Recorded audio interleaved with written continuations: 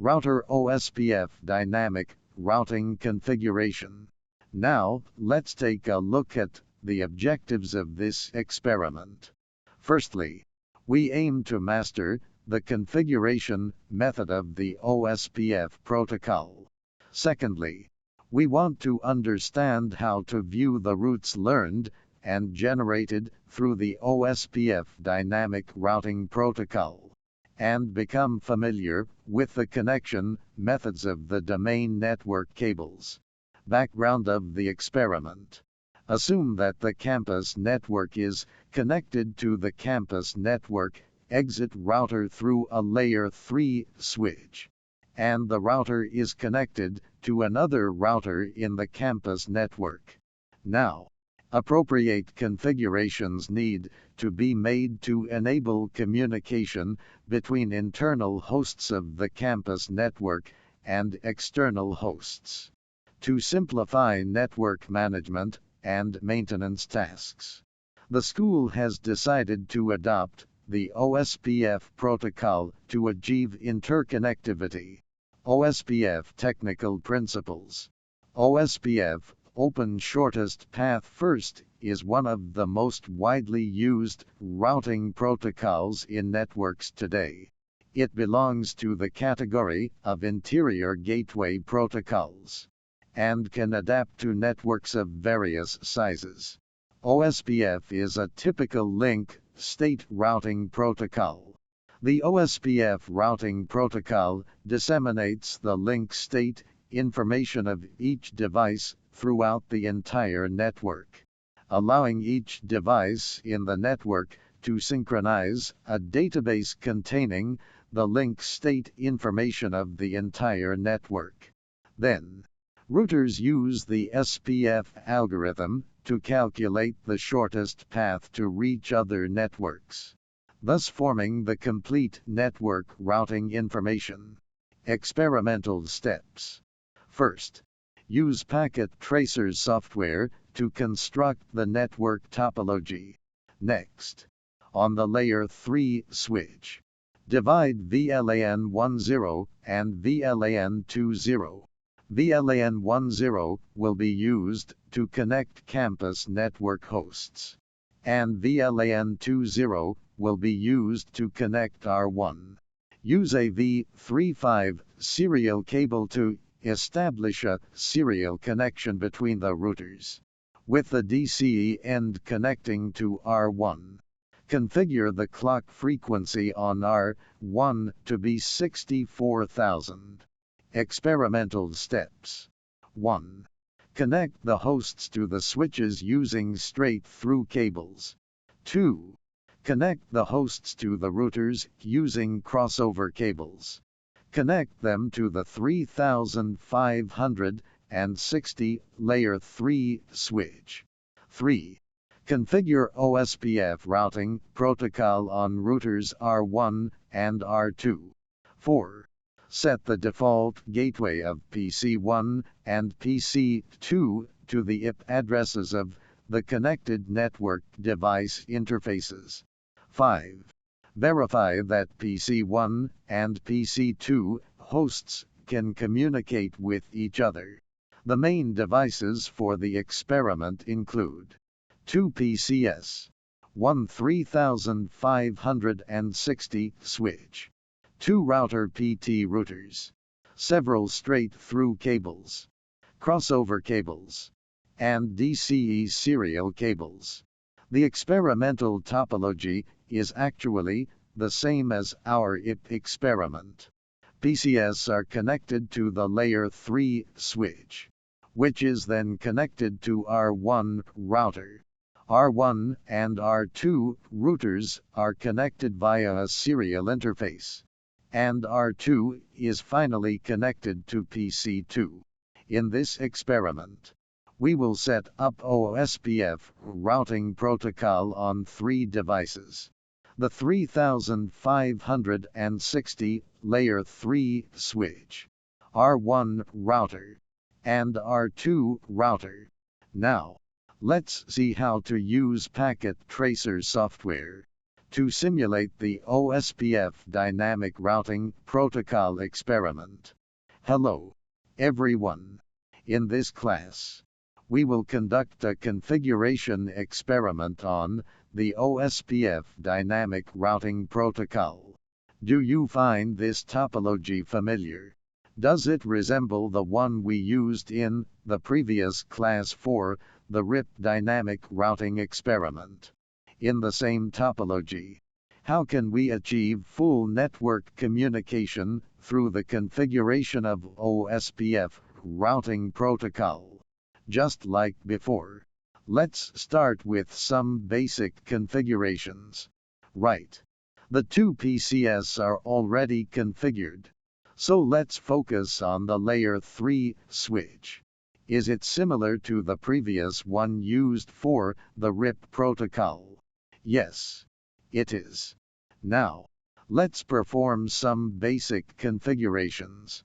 Since the interfaces are VLAN interfaces, we need to create VLANs. Right. Great. Let's set the host name first.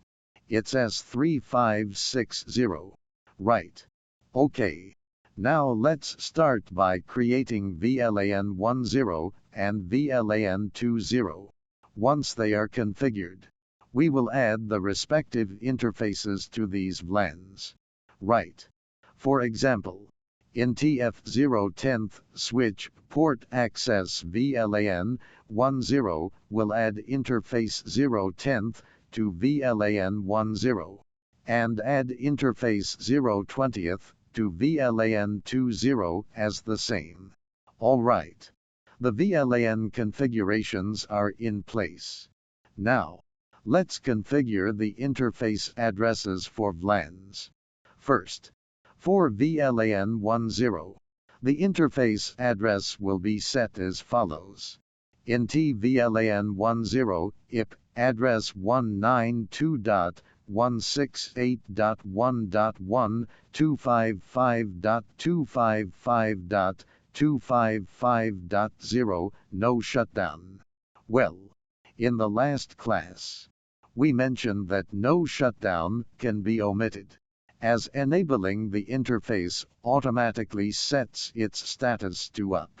Next, for VLAN 20 in TVLAN 20, IP address 192.168.3.1, 255.255.255.0, no shutdown. Now, the interface IPs are configured. Let's move on to configuring R1. For R1, we only need to configure two interfaces. Right.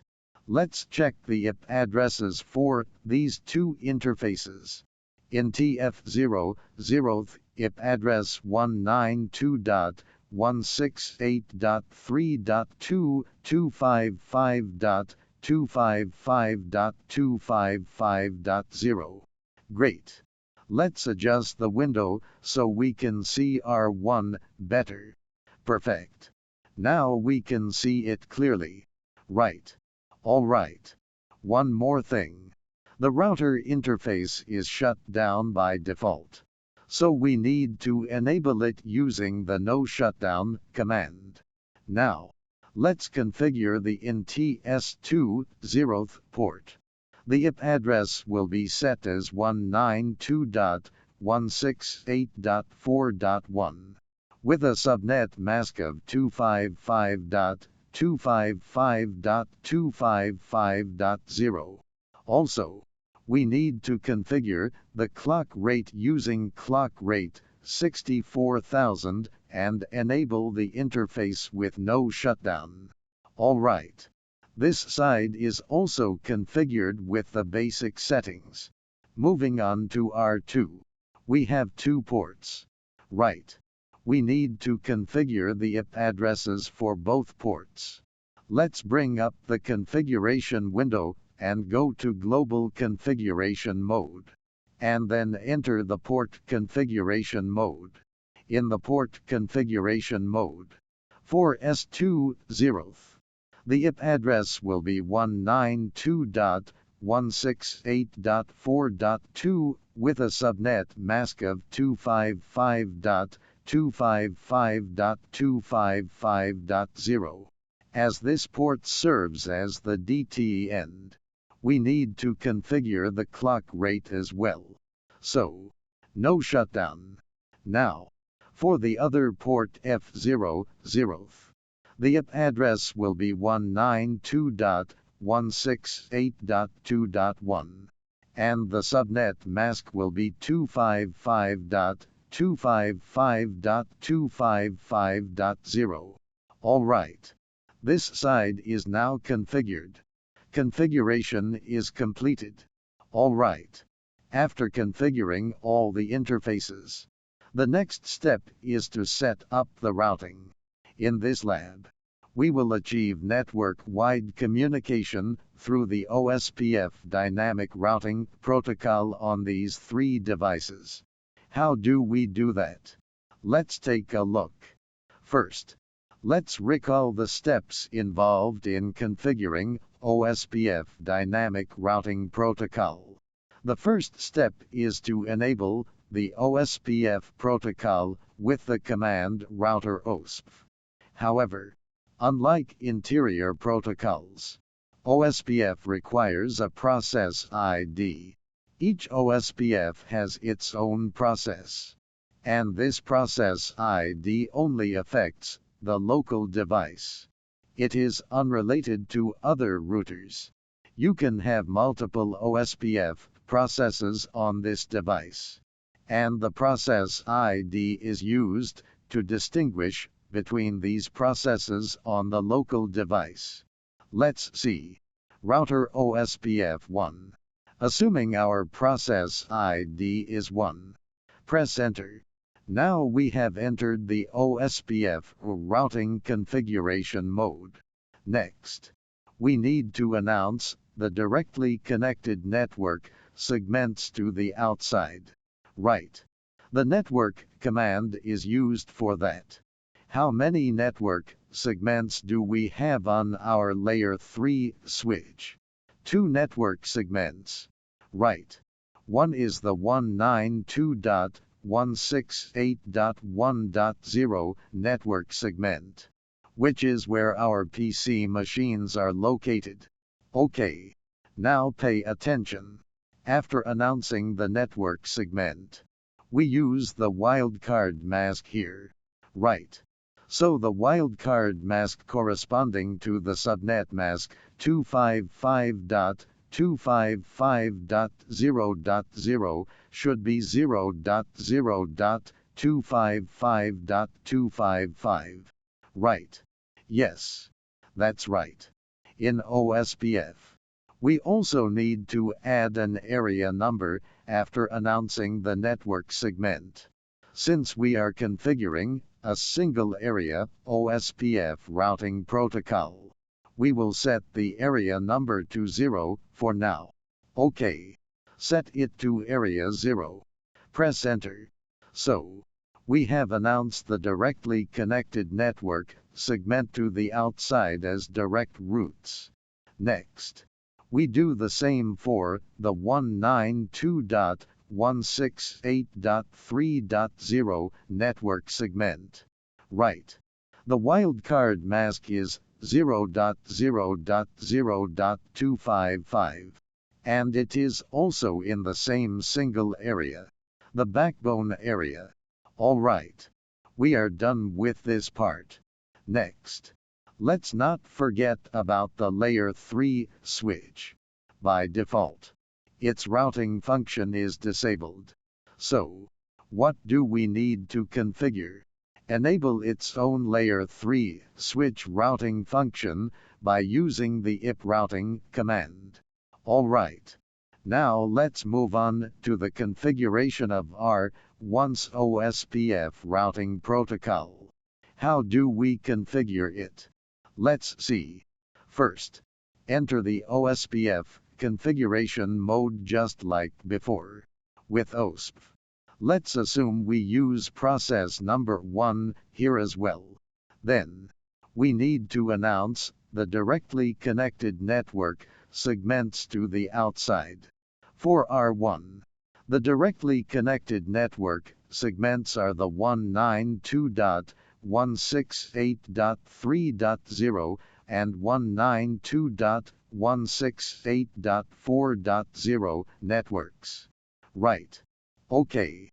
So for the 192.168.3.0 network segment, we enter 192.168.3.0 and the corresponding wildcard mask 0.0.0.255.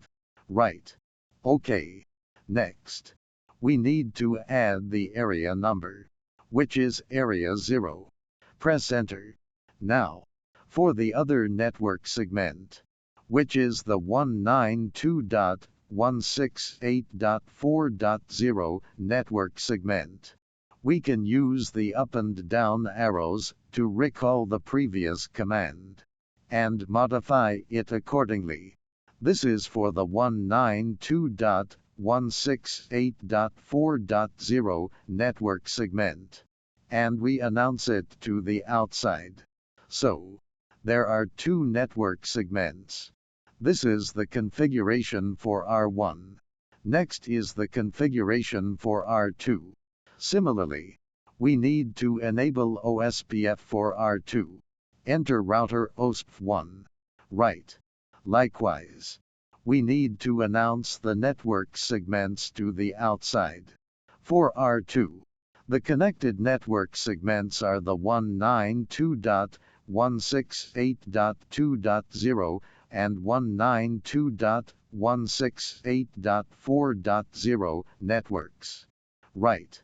For the 192.168.2.0 network segment, we enter 192.168.2.0 and the corresponding wildcard mask 0.0.0.255. Right. OK. Let's enlarge the window a bit to see. Right. 2.0 with the wildcard mask and a period. Press enter. The other one is 192.168. What? 4.0. Right. Let's check. R2 is connected to the 4.0 and 2.0 networks. Right.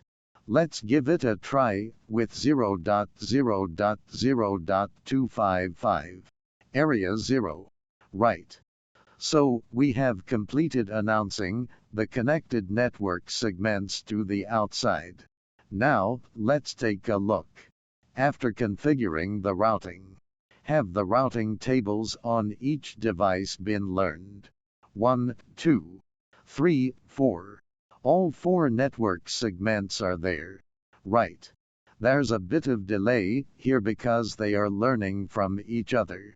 This dynamic routing is routers learning from each other about the network. Right. At this point, we can see that all devices have complete routing tables. For example, for R1, if we want to go to the 1.0 network segment on the left side, right, the next hop should be 3.1. Right. It should go to this interface. Right. The VLAN interface. Now, if it wants to go to the 4.0 or 2.0 network segment, let's see.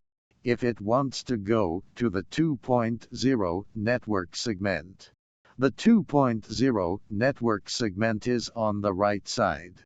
Right. It's directly connected to R2. So, it should go out through its own S2 zeroth interface. Right.